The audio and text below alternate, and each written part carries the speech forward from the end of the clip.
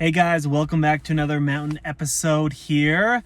These are the episodes that you can head over to YouTube and watch while I'm here in the mountains, or you can just listen to it on the podcast. By the way, welcome to the Heart Center Millionaire. I'm really excited to have this episode go live here today because a lot of the times I see with new entrepreneurs, they're focusing on the wrong things, right? So there's like major things in business and minor things. And lots of people minor on the majors, major on the minors. It's not that what they're doing in business is necessarily right or wrong. Usually the issue isn't that. Usually it's they're doing certain things too much and certain things too little. And so I'm going to be diving into this today to help you basically clarify where your focus should be most of the time in your business, what's actually going to move it forward. Okay? So I'm really excited about this. A lot of people call this, what we're going to be diving into today, the 80-20 rule, which basically states that basically 80% of your results usually come from 20% of your effort.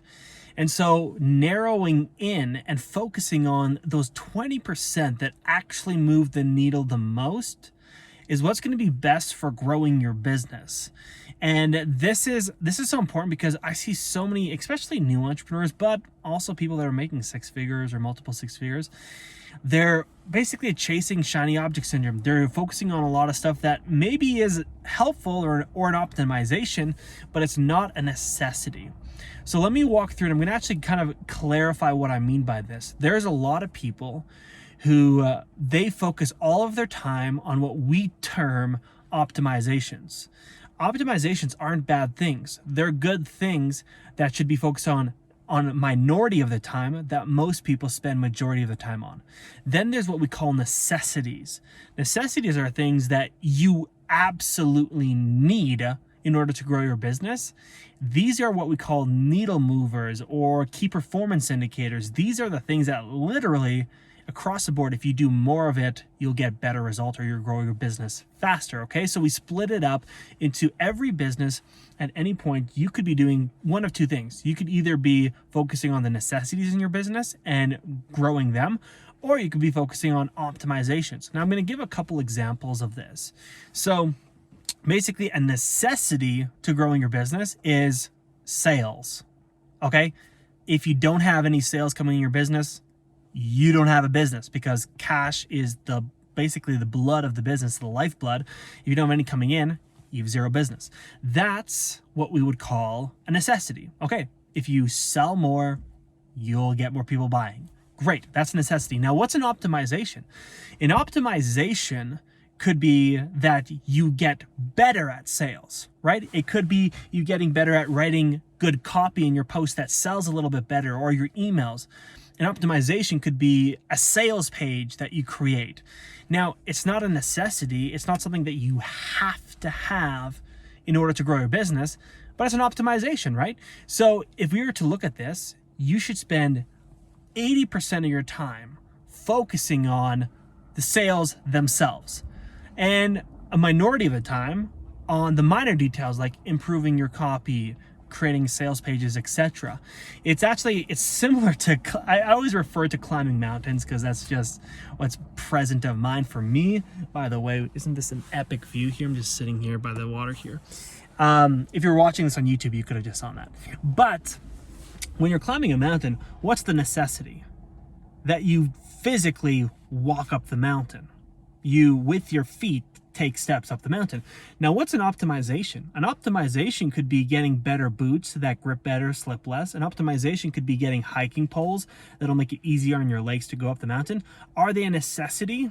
No. Are they helpful? For sure, they can be helpful.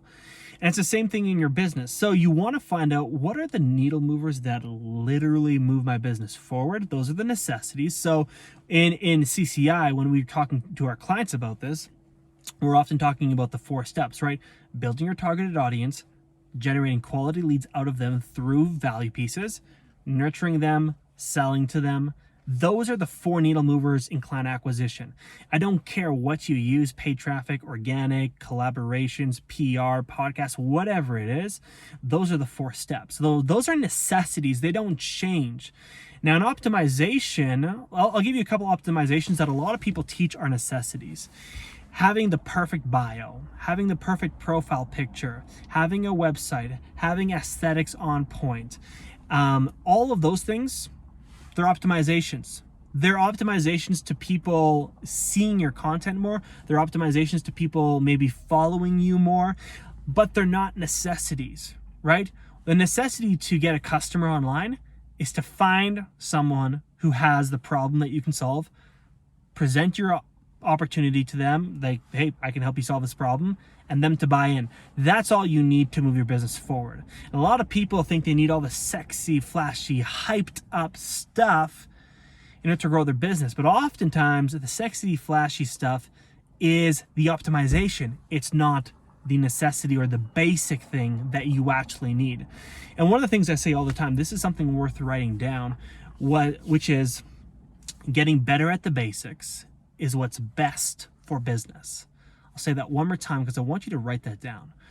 What's best for your business is getting better at the basics. And the basics are, what are just the necessities that actually move it forward versus optimizations. And I'm actually going to share some more optimizations. A lot of people in content, they're like, you have to have story framed content. In sales, you have to have better copy. In building a target audience, you have to use better hashtags. All of these things, they're not bad things. Like I said at the beginning, they are the minority details of your business that if you work on them will give you a minority return. But they're not the major things or the necessities or the real basics of business that if you work on actually make the biggest difference. So if you're thinking about what's going to actually grow my business the most is what action literally generate leads and what actions literally sell these leads. Now, a couple other key performance indicators that you want to think about in your business are how many times do I get referrals from my current clients? That's something that some people massively overlook. Imagine this. If you have 10 clients right now, and if half of them referred you a client, you'd now be at 15. You'd have grown your business by 50% without having to go generate leads and do all this marketing on social media. It's a much easier lever to pull, needle to move, if you just ask for referrals. Fabulous. That's one thing. A second thing is retention. Getting your clients to renew in your program. This is a massive thing. Again, if you have 10 clients, but they're all going to end at the end of the month, what if you instead had at least 5 of them that re-signed up into another program with you? Your value as a business will exponentiate if you work on these couple things. Now, why do most people not talk about them? It's not sexy. And a lot of us business coaches in the business space, we like to talk about sexy stuff, right? So that's what we talk about. So when you're thinking about, okay, what actually drives my business? What is that like 20% of the stuff that's going to drive most of the results? It's what actually generates valuable leads. How do I sell to them? How do I retain them long-term? And how do I get referrals? That's it. Those are the key markers. The last one that I'm going to throw in here for you guys, which I think is super important that a lot of people forget, is client success rate, or we call it client health. Now, this isn't like a physical health thing. It's like how healthy is this client within our program in getting the results that we said that we would get for them, that they expected, etc.